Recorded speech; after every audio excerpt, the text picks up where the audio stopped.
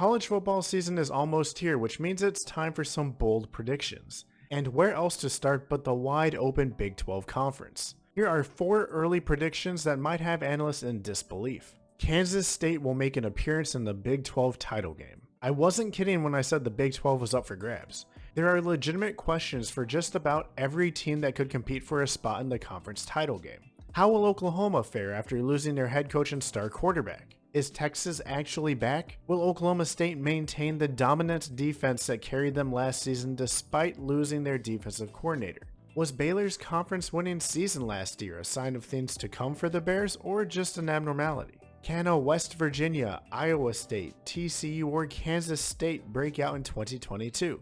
I saved the best for last because Kansas State is certainly a sleeper pick, but they have a lot of things going for them. The Wildcats will be returning 6 starters on offense and 7 on defense, as well as bringing in some key additions. On the offensive side of the ball, expect Deuce Vaughn to have yet another excellent year running the football. But other key contributors are back, including their 2 leading receivers and an all Big 12 first-team offensive lineman. There will be a new face leading the team in the huddle in veteran Nebraska transfer Adrian Martinez, who is coming off one of his best seasons, compiling over 3,300 all-purpose yards and 27 total touchdowns last year. If Martinez can gel quickly with his teammates, and mainly get the ball in Vaughn's hands early and often, we could see a much improved offense in Manhattan. The defensive unit will be led by Felix Anudike-Uzomah, who finished with 11 sacks last year and plans to make a huge impact this season. There is also additional transfer support coming in for a defense that finished an impressive 3rd in the Big 12 last year, holding teams to just 21 points per game. Looking at Kansas State's schedule, they do have 2 challenging road games, an early season matchup against Oklahoma, who the Wildcats have fared well against recently, as well as Baylor later in the year. That Baylor game will be extremely tough, as it comes at the end of a mid-season stretch that also includes Oklahoma State and Texas back-to-back. That will be a key part of the schedule. If Kansas State can come out of it winning 2 of 3, then I expect them to be front and center in the Big 12 title game conversation. Last year, Kansas State went to 8-5, but weren't getting blown out in their losses. Their most lopsided loss was by 13 to Iowa State. With how open the Big 12 is, I think a team will be able to lose 2 conference games and still make it to the conference title game. And although Kansas State hasn't really been in the conversation since 2014, I expect this season to change things, especially if Deuce Vaughn has an explosive year. West Virginia quarterback JT Daniels wins Big 12 Newcomer of the Year. Now, there are many potential impact newcomers in the Big 12 this season. A few popular picks include Quinn Ewers at Texas, Dylan Gabriel at Oklahoma, Adrian Martinez at Kansas State, and finally JT Daniels at West Virginia. He will be hoping 3rd time is the charm, after starting his college football career at USC before transferring to Georgia and finally landing in Morgantown, where he plans to have the most productive season of his career. Injuries have been the main factor holding Daniels back, tearing his ACL a game into his sophomore season at USC, and suffering an oblique injury that muddied the waters last year at Georgia in a battle between him and Stetson Bennett. And just in case you were wondering, Daniels finished his career a perfect 7-0 as a starter for the Bulldogs. The good news is West Virginia returns an established offensive line as well as a solid wide receiver core that should be able to help him out. Daniels is also reuniting with a familiar face in Graham Harrell, who was his offensive coordinator and quarterback coach during his time at USC.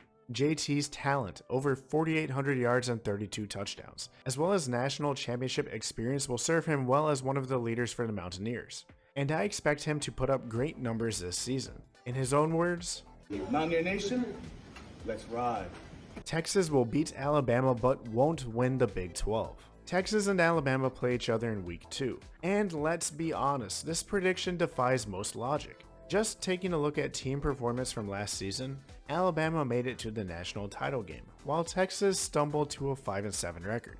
The Longhorns head coach is Steve Sarkisian, a former Nick Saban assistant. And if you have ever tuned into an Alabama football game, you have probably heard this before. But Nick Saban is darn good against his former assistants. Before the start of last season, Saban was a perfect 23-0 against them.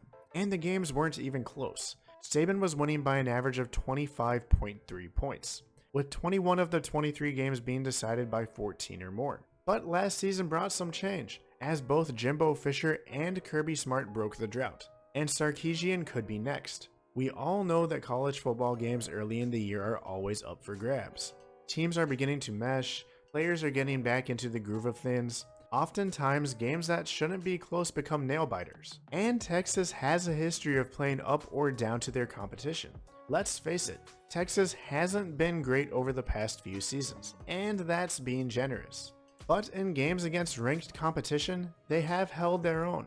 Since 2016, Texas has lost 15 games to ranked opponents, but only once have they lost by more than 2 scores. Typically, Texas stays within striking distance.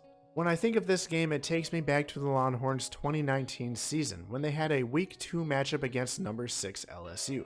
The game was a barn burner, with LSU narrowly sneaking by Texas 45-38. That LSU team ended up going on a tear and winning the national title, while Texas finished 8-5. But again, going to show that these early season games can provide some head scratchers. Texas is going to have some dynamic playmakers on offense in Bijan Robinson, Xavier Worthy, and potentially Quinn Ewers if he's as good as Texas fans say he is. Combine that with an early season matchup that nearly always results in some defensive breakdowns for both teams, and I think Texas is competitive and can find a way to steal one from Saban. The Texas is back bandwagon will officially be in full effect. But when all is said and done at the end of the year, despite a potential program-changing win against Bama, I don't see Texas winning the Big 12.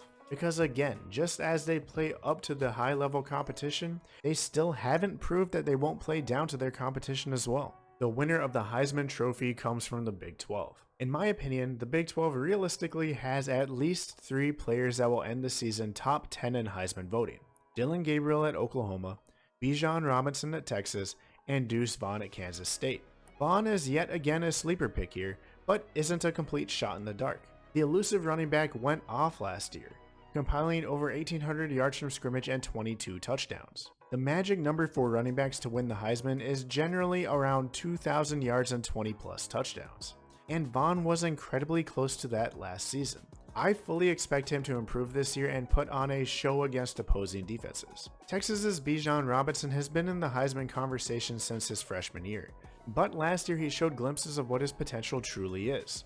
He was limited due to injury, but in 10 games put up over 1,400 yards from scrimmage and 15 touchdowns. He has the benefit of playing for a name brand university where he will be on a national stage week in and out, which, trust me, does have a benefit when it comes to winning these awards. However, in order to hit the stage at the end of the year, Texas will need to have a good season, and a lot of that will hinge on his success. Last year, he had a stretch of 5 games with over 120 yards where he seemed almost unstoppable. If he can recreate those performances over a full season, the sky is the limit. Finally, there's Dillon Gabriel at Oklahoma. It almost feels at this point that if you are playing quarterback for Oklahoma, you are automatically in the Heisman race. Baker Mayfield to Kyler Murray to Jalen Hurts to Spencer Rattler to Caleb Williams.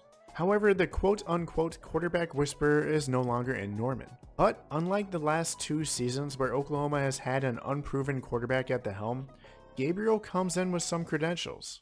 During his time at UCF, he threw for over 8,000 yards, 70 touchdowns, and just 14 interceptions. He will also be reunited with his former offensive coordinator in Jeff Lebby. Combine this with him being surrounded by the most dangerous weapons he has ever had in the skill position players at Oklahoma, and Gabriel has the potential to thrive in Norman and be the latest player to get a statue erected in Heisman Park. This would unfortunately supplant JT Daniels from winning the Big 12 Newcomer of the Year that I predicted earlier, but in my opinion, it's a sacrifice I'm willing to make. If you want to see a quarterback tier list breakdown, check out this video here, and as always, have a great day and see y'all at the next one.